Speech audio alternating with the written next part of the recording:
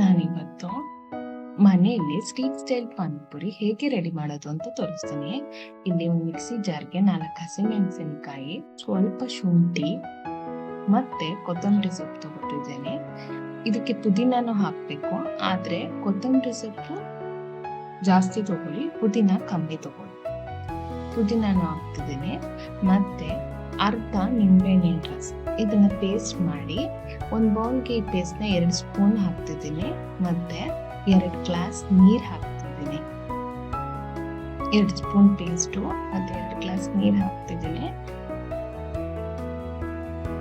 ಇದಕ್ಕೆ ಹುಣಸೆ ಹಣ್ಣಿನ ರಸ,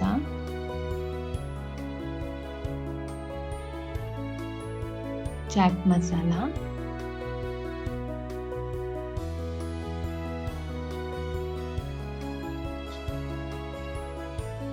ಕಪ್ಪುಪ್ಪು,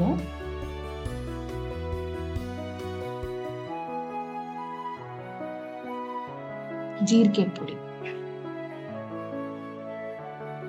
ಮತ್ತೆ ಉಪ್ಪು. ನೀವು ಕಪ್ಪುಪ್ಪು ಹಾಕಿರೋದ್ರಿಂದ ಉಪ್ಪು ನೋಡ್ಕೊಂಡು ಹಾಕೊಳ್ಳಿ. ಕಲರ್ಗೋಸ್ಕರ ನನಗೆ ಅಚ್ಕಾರದ ಪುಡಿ ಸ್ವಲ್ಪನೇ ಉಪಯೋಗಿಸ್ತಿದ್ದೀನಿ. ಮತ್ತೆ ಈರುಳ್ಳಿ, ಇದನ್ನೆಲ್ಲ ಮಿಕ್ಸ್ ಮಾಡಿ ಒಂದ್ಸತಿ. ನೀವೀಗ ಈ ಟೈಮಲ್ಲಿ ಟೇಸ್ಟ್ ಮಾಡಿ ನೋಡ್ಬೋದು. ಉಪ್ಪು ಬೇಕು ಅಂದ್ರೆ ನೀವು ಮತ್ತೆ ಆ್ಯಡ್ ಮಾಡ್ಕೋಬಹುದು.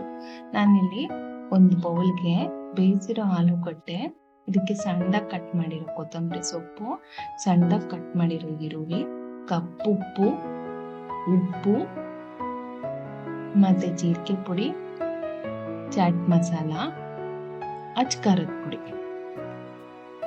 ಮತ್ತೆ ಇದು ಆಮ್ಚೂರ್ ಪೌಡ್ರ್. ಆಮ್ಚೂರ್ ಪೌಡ್ರ್ ಇಲ್ಲ ಅಂತಂದ್ರೆ ನೀವು ನಿಂಬೆಹಣ್ಣಿನ ರಸ ಅಥವಾ ಹುಣಸೆ ಹಣ್ಣಿನ ರಸ ಹಾಕೋಬಹುದು.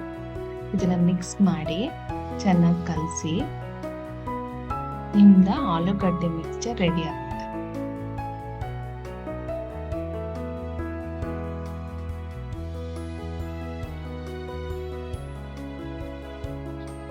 ಪುಡಿ ತಗೊಂಡು ಮಿಕ್ಸ್ಚರ್ನ ಫಿಲ್ ಮಾಡಿ ಪಾನಿಪುರಿ ರೆಡಿ. ನೀವು ಸ್ಟ್ರೀಟ್ ಸ್ಟೈಲ್ ಪಾನಿಪುರಿ ಮನೆಯಲ್ಲೇ ಎಂಜಾಯ್ ಮಾಡಿ.